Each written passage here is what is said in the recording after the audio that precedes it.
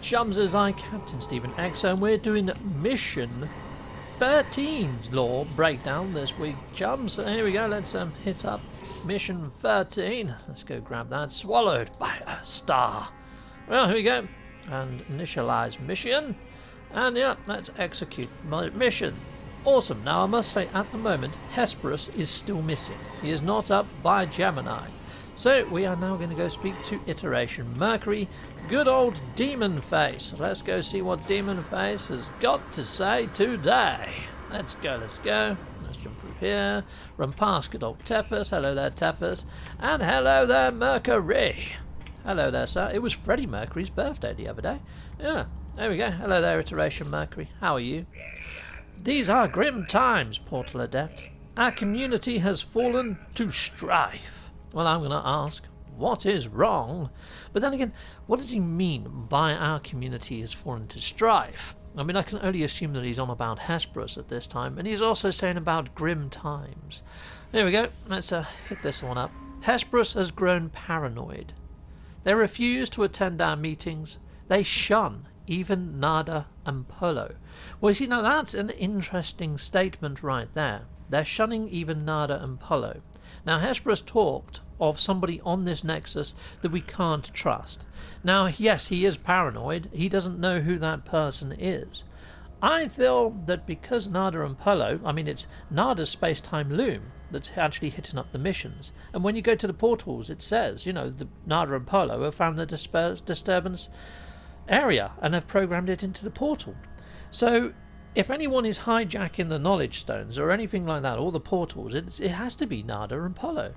But at the same time, I'm wondering whether, because he says traitor, not traitors, I'm wondering whether it could be Ariadne being the first to go missing, and just how nonchalant she is about everything. She hasn't mentioned Hesperus, she hasn't said where she's been. She is the most shifty of shifty characters right now. If anybody's shifty, my money is on Ariadne, but Nada and Polo as well are very suspect. I mean, they haven't actually explained where these NPCs come from. I mean, there's 12 of them. I'm wondering whether they might be the Dreamers, you know, from the original ARG. And I'm seeing this as some sort of ARG, as if to say what might be coming in future. I honestly think we are going to get to go see the Void at some time. Yeah, Mercury there. Looks like he's reading this text over and over, thinking, how long are you going to take to read that simple sentence? Sorry, my friend, I'm breaking it down at the moment. But here we go.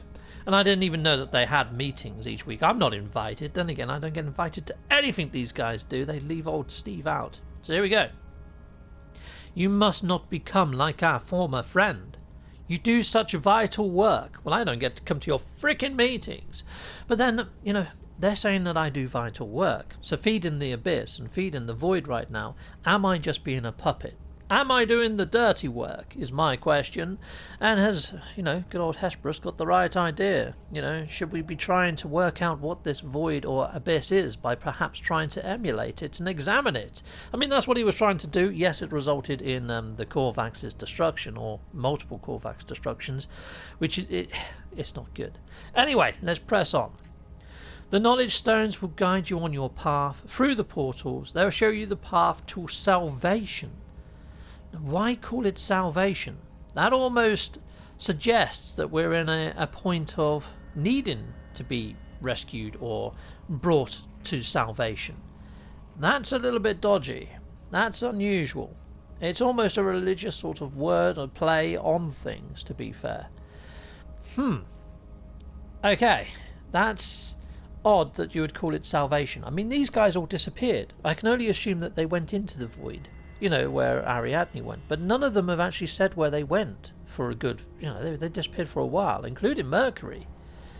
And it makes me wonder whether all of them have succumbed to some sort of brainwashing, or maybe even replaced with different iterations of themselves.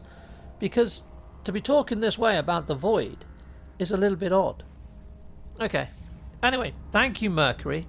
You guys out there, I will see you down on the actual planet's surface. What the fudge? I just ran through the camera. How did that even happen? That's a bit weird. Right, okay, so you guys out there, and oh, wrong menu. You guys out there, I'll see you guys down on the planet. See you in a sec. See you in a sec for more lore analysis. Look at Mercury in the background there. That was well timed. Right, so I'm down on the actual planet Sapphire, so let's pick up the first part of the lore. Now, I don't have all the cable pods to hand in, so I'm going to have to do that in between. The structure has been infected. Its anomalous calls echoing through the planet itself. Pretty disturbing. Okay, cool. The Abyss requires resources. Without them, this world would be lost forever. Okay, well that's almost like a planetary-sized disturbance, if I'm reading that correctly. And it could swallow the whole planet. That's pretty gnarly. But if it did, surely it's going to get all the cable pods that are on it. It's going to get a lot more than frickin' 16. But then again, there's countless travellers combing this planet and handing in cable pods in quantities of 16 at a time. So if we're all doing it across all different iterations and we can all pick up the same cable pod, technically it could get vastly more than swallowing the whole planet, I guess. Which is a bit of a worrying thought, isn't it? I mean, we really are doing the dirty work for somebody or something. Righty-ho. Well, I'm going to have to leave to go get those cable pods, but I'll be right back with the second half of the lore breakdown from this disturbance side. So yeah, don't you go away, because that's all going to be done through the power of editing for you guys. For me, I've got to trundle along and find 16 freaking cable pods. Heck yeah. Okay, chums, well I am back at the disturbance site, so here we go. Let's head on over. We've already seen all this bit, so here we go. The Abyss requires resources. Without them, this world will be lost forever.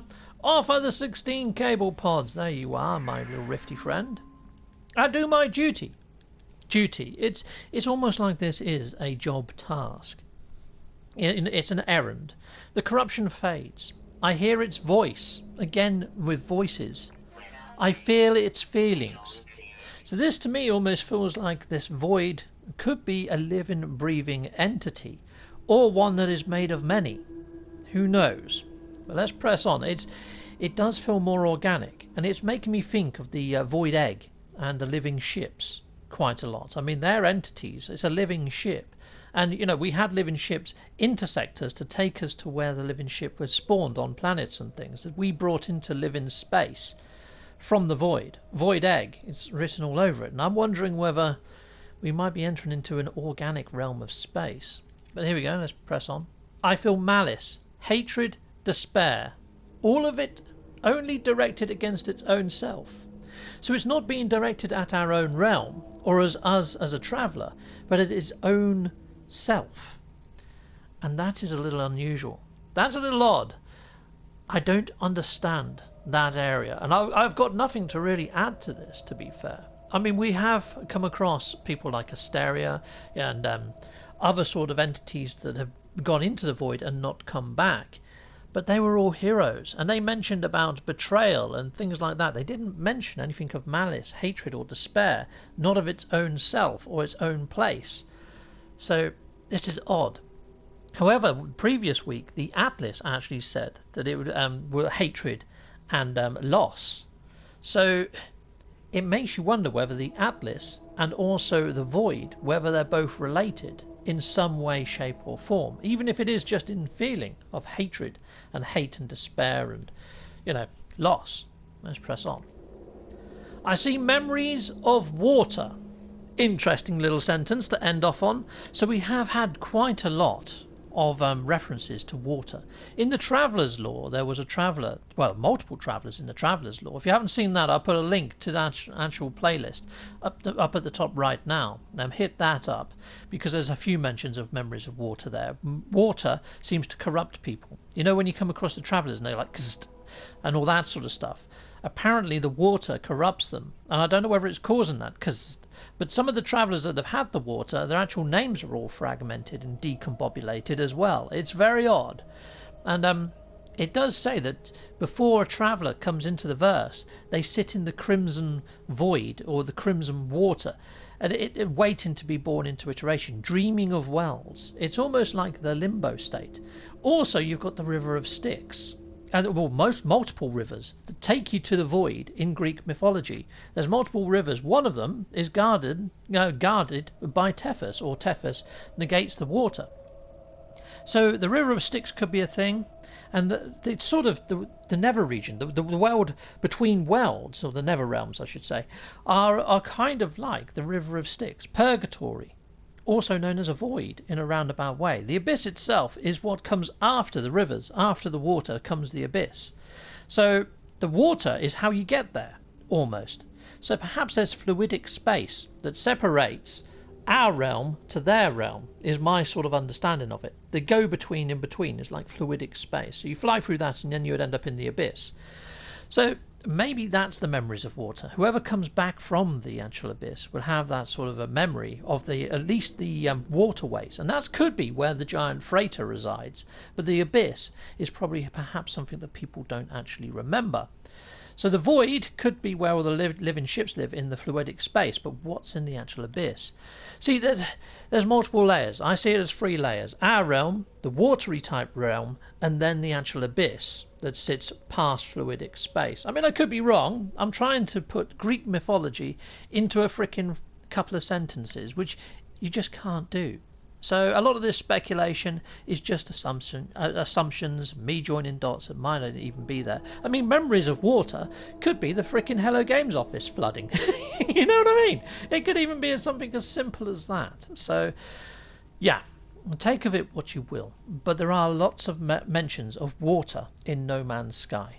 And a lot of it is to do with the old update that we had before, the Abyss update. So who knows? I mean, this could be, all the people that were lost in the abyss. That freighter mission that we did down in the abyss, and we got our underwater helmet as a trophy or whatever, a gift. But yeah, it could be memories of that. It could be all the people that we lost in the abyss. So who knows? Who knows? But there we go. So all this weekend mission lore though, chums. I mean, this is weekend 13. From what I understand, we've only got 14 and 15. We've only got 2 more to go. So the last one ending on the 18th of September. So this is all coming to an end soon. So yeah, hopefully it's all going to start making sense. And we're going to actually understand exactly what the abyss or the void is. I would like to hope, anyway, chums. I mean, if we don't, if we get to the end of this and we're still none the frickin' wiser, boom, I'll be like, what the fudge? What the frickin' heck fudge? And I'd also like to think that at some stage we're going to get new missions appear in sort of game files. I mean, and that only comes by some sort of update. So if they are going to be bringing us new weekend missions, perhaps we might get a little something in there as well. They did say that they want to do more frequent updates, but smaller updates, and they've split their team across 2 different projects, No Man's Sky and their new project. So it could be that we might not get another 3.0 update for some time to come.